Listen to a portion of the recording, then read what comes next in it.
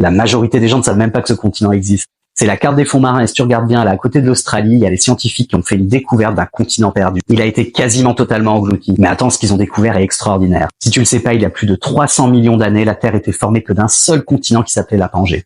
Et donc ce morceau de continent se trouvait collé à l'Antarctique actuelle et c'était placé plus au nord et du coup on l'a nommé Zealandia, je sais pas comment on dit en français. Et en dérivant depuis 85 millions d'années, il a complètement coulé sous l'eau à plus de 94%. Et en fait, la Nouvelle-Zélande et toutes les îles qu'il y a autour ne font pas partie de l'Océanie, mais bien d'un continent perdu. Et ce sont uniquement les restes émergés puisque tout le reste est au fond de la mer, même les animaux. Donc regardez, c'est vraiment gigantesque tout ça et c'était en dehors de l'eau, donc il y avait sûrement des animaux, des plantes, etc.